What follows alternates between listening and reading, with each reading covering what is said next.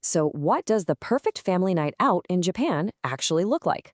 Well, we're going to find out today, all thanks to a Nagasaki YouTuber named Noguchi-san. He took his family to a rooftop beer garden, and what he found is honestly a brilliant solution for parents pretty much everywhere. You know, sometimes one sentence just says it all. Noguchi-san totally captures the vibe with this one. Beer outside is the best.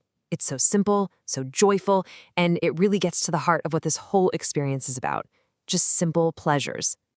All right, so where is this perfect evening happening? We are heading to the rooftop of the Coco Walk shopping center in Nagasaki. It's a seasonal spot called Coco Beer Umino. Let's step inside and see what it's all about. Our guides for tonight are Noguchi-san, his wife, their friends, and this is the most important part, his two super energetic kids. We're talking an elementary schooler and a 2-year-old. And as any parent knows, that little detail is absolutely crucial to understanding why this night was such a massive success. Okay, let's talk numbers, because this is where the value really pops. It's an all-you-can-eat and all-you-can-drink setup, which is 5,000 yen for adults. But look at this. The real game changer is the pricing for kids. It's way cheaper for older kids, and get this, completely free for preschoolers. For a family like Noguchi-san's, that makes the whole thing incredibly affordable. And now for the main event, the food and drinks. With a big ol' kanpai, that's cheers, the feast gets started. And let me tell you, it is a feast of absolute crowd pleasers.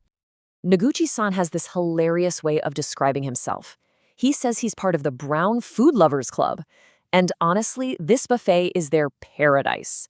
We're talking about a lineup that's heavy on all those delicious, fried, savory, comforting foods that, no surprise here, were a gigantic hit with the kids.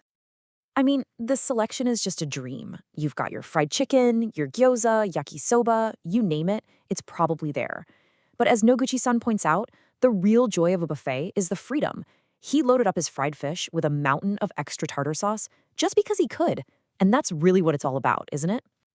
Now, for the adults, a huge highlight was the self-serve beer setup. No more flagging down a server, you just walk up and pour your own. He was especially amazed by this one Asahi machine that fills the glass from the bottom up. Yeah, you heard me. It was like a little magic show, and apparently it was a huge source of entertainment for the kids too. And the drink selection wasn't just limited to beer, not by a long shot. They had a really solid lineup of Japanese shochu and sake for the adults. And for the kids, oh man, a full soft drink bar and an ice cream station meant they could become little mixologists, creating their own special sodas and crazy ice cream floats all night long. And this right here is the secret to the night's success. It's so simple. While the grown-ups were enjoying their drinks and, actually having a conversation, the kids were off on their own little adventure. The buffet format was perfect for everyone, letting them all enjoy the evening on their own terms. But this evening was about so much more than just the food and drink. It was about the whole atmosphere, which was made even better by some really fun, family-friendly activities. So to keep things fresh, Coco Beer Umino hosts different little mini-events every month. It's a smart idea, right? It adds a layer of novelty and makes you want to come back and see what's new. So during their visit in August, the events were pure Japanese summer festival fun. The kids got to try umaibo scooping, which is this game where you scoop up these popular snacks. Noguchi-san mentioned that while his kids got 3, his personal best was 5. Huh. These simple little games really just added to that festive family vibe. And Noguchi-san just captures the feeling perfectly here.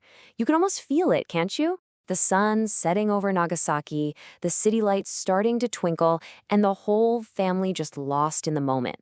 It's that perfect mix of good food, good fun, and a beautiful view. Okay, now let's get to what Noguchi-san says is the single biggest selling point of this place, especially if you have young kids. It's a space where parents can genuinely, truly relax. Here's the problem, and I swear, any parent listening right now is nodding their head. Taking high-energy kids to a standard restaurant or a traditional Japanese pub and izakaya can be so stressful. The kids get bored, they can't sit still, and the parents just can't unwind. And here is the simple, elegant solution. A spacious, open-air rooftop. It completely changes the entire dynamic of a family meal out. I mean, the benefits are huge. The kids had space to run around and play without bothering any of the other tables. And that meant the adults could actually sit back, relax, and have a real conversation. Add in the fact that there's no cooking or cleanup involved, and it's a true night off. In fact, Noguchi-san says the kids ended up having even more fun than the grown-ups. So, what's the final verdict? Noguchi-san breaks it down really practically to help you decide if this kind of night out is the right fit for you. His advice is super straightforward. If you and your group are going to take full advantage of an all-you-can-eat, all-you-can-drink deal, and especially if you have kids who need to burn off some steam, this place is perfect.